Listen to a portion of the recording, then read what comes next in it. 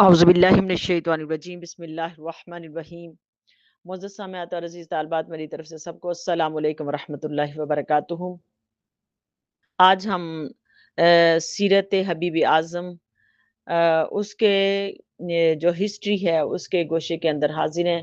ہندوستان کی ہسٹری ہم پڑھ رہے ہیں۔ ہندوستان کی ہسٹری کے اندر آج کا جو ہمارا موضوع ہے ہندوستان کے اندر، پہلے ہم نے بدھ مت اور اس کے اوپر جو نا اسٹڈی کی ہے، بدھ مت کا جو عقیدہ تھا اور وہ کیسے پھیلا، اس کو ہم نے جین مت اور بدھ مت کو ہم نے اسٹڈی کیا۔ اب ہم فرقہ بازی کے اوپر اس کو اسٹڈی کرتے ہیں۔ مسٹر آئی بی ہونرز لکھتے ہیں اس کے اندر کہ بدھ مت کو ماننے والے بہت جلد 18 فرقوں میں منقسم ہو گئے۔ اگرچہ سب کی عقیدت کا مرکز گوتم بدھا کی ذات تھی۔ گوتم بدھا جس نے بدھ مت کی ابتدا کی، یہ اس کا بانی تھا گوتم بدھا۔ لیکن ہر فرقہ نے اپنی عبادت گاہیں اور خانقاہیں الگ الگ بنا لی۔ اب ان کے اندر بھی فرقہ بازی ہو گئی اور ان کی عبادت گاہیں اور خانقاہیں علیحدہ علیحدہ ہو گئی۔ گوتم بدھ کی موت کے چند ہفتوں میں اس کی تربیت یافتہ 500 شاگردوں کی ایک کونسل منعقد ہوئی۔ یہ سب لوگ بدھا کے بلا واسطہ شاگرد تھے اور اس کونسل میں بدھ مت کے بنیادی اصول طے کیے گئے، جن کی پابندی ہر اس مرد اور عورت پر لازمی قرار دے دی گئی جو اپنے آپ کو بدھ مت کا پیروکار شمار کرتا تھا۔ 100 سال بعد وصال کے مقام پر ایک اجتماع ہوا اور اس سلسلے کا چھٹا اجتماع گوتم بدھ کی 2500 سالہ برسی منانے کے موقع پر 1956 میں رنگون کے مقام پر منعقد ہوا۔ ان اجتماع سے بجائے ان کے باہمی انتشار پر قابو پا کر ایک پلیٹ فارم پر انہیں متحد اور متفق کیا جا سکتا، الٹا مزید اختلافات کا دروازہ کھلتا چلا گیا۔ بدھ مت کو ویسے تو بے شمار فرقے ہیں، لیکن دو فرقوں کو بہت زیادہ شہرت اور مقبولیت حاصل ہوئی۔ ایک کو ہنایا نا اور دوسرے کو مہایانا، ہنایانا اور مہایانا، یعنی کہ دو فرقے ان کے یہ نام ہیں۔ ان کو کہتے ہیں، ایک کو ہنایانا اور دوسرے کو مہایانا۔ پہلے فرقوں کو بطور طنز اس نام سے موسوم کیا گیا کیونکہ اس کے ارکان اپنی ذات کی تکمیل کے لیے کوشاں رہتے اور اس کا کہنا تھا کہ یک بعد دیگرے 3 انسانی زندگیوں میں محنت کرنے سے نروان حاصل ہو جاتا ہے۔ یہ فرقہ اس نظریے کا قائل ہے کہ جو انسان نروان حاصل کر لے، اس پر لازم ہے کہ دوسروں کو نروان سے ہمکنار کرنے کے لیے اس میں گوتم بدھ کی طرح بود باش اختیار کرے، تاکہ ان کی صحبت کے فیض سے دوسرے لوگ بھی خیر اعلیٰ تک پہنچنے کی سعادت حاصل کر سکیں۔ اگرچہ اس فرقہ کا آغاز بڑا شاندار تھا، ایک عظیم مقصد کو انہوں نے اپنے پیش نظر رکھا تھا، لیکن رفتہ رفتہ اس کی تعلیمات اور دوسرے مذاہب سے متاثر ہوتی گئی اور پہلا فرقہ اپنی صحیح تعلیمات کے ساتھ لنکا میں اب بھی موجود ہے۔ 3 صدی قبل مسیح میں اس مذہب کے مبلغین لنکا پہنچے اور وہاں سے برما اور تھائی لینڈ گئے۔ وہاں کے عوام نے اس فرقے کو عقائد کو افکار کو قبول کر لیا، یعنی کہ تھائی لینڈ والوں نے، اور نظریات کے طور پر وہ اپنے لوگ اب بھی گوتم کی ایک انسان سمجھتے ہیں، لیکن عملی طور پر ایک دیوتا کی طرح اس کی پوجا کی جاتی ہے، گوتم بدھا کی۔ اس پر پھول اور خوشبو نشاور کی جاتی۔ ان تمام تغیرات کا باوصف گوتم نے عدم تشدد یعنی انہنسا کی جو تعلیم اپنی شاگردوں کو دی تھی، اس کے اثر اب بھی باقی ہے۔ بدھ مت کے دوسرے مشہور فرقہ مہایانا نے نیپال، تبت اور مشرقی ایشیا میں مختلف روپ اختیار کر لیے۔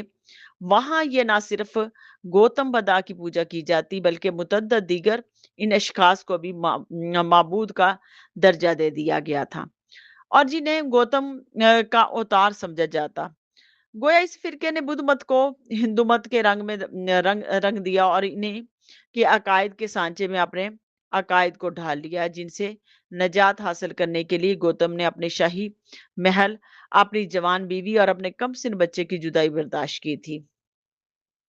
انسائکلوپیڈیا برٹانیکا کا مقالہ نگار مہایانا فرقہ کے بارے میں اظہار رائے کرتے ہوئے لکھتا ہے، وہ کہتا ہے کہ बुद्धिज़्म को हिंदू मत के रंग में रंगने का दूसरा नाम महायाना। इस फिरके के नज़दीक बदा के बारे में ये अकीदा रखा जाता है कि वो सबसे आला है। इसकी कुव्वत और दानिशमंदी की कोई हद नहीं। बदा वैसे तो निर्वाण बहुत ही जल्द हासिल कर सकता है, लेकिन इंसानी मसाइब से शफ़क़त और हमदर्दी का इज़हार करते हुए इसने इस मुकाम पर पहुँचने में दानिस्ता ताख़ीर की।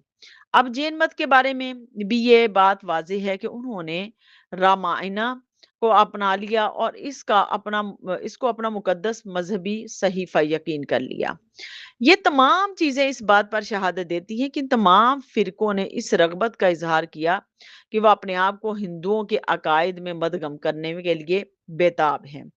राजा हर्ष 647 और 606 के ज़माने में मशहूर चीनी स्याह हिमन सांग और हिंदुस्तान की सियाहत के लिए आया और तकरीबन 15 साल की तवील अरसे से इसने यहाँ गुजारा और खुद बुद्ध मत का पैरो था ये।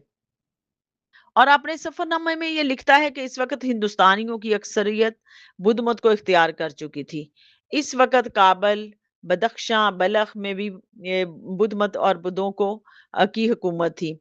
पंजाब, सिंध, गुजरात, मालवा, मथुरा और थानीसर और कनूज, बनारस और पटना और बंगाल, कामरूप और उड़ीसा, कालनगा, मद्रास और अंधर और महारकोशल और सीपी और महारशतर कोंकण और मदुरा और ट्राउन कोर गर्ज जहां कहीं हिमन साग गया इसके बुद्धों की हुकूमत और बुद्ध मत का चर्चा नजर आया। मौलाना सालिक लिखते हैं कि हिंदुस्तान का ये मजहब नक्शा हर्ष का जमाना में था, यानी मोहम्मद बिन कासम जो सिंध में हमला से सिर्फ 80-90 बरस पहले ये कैफियत थी।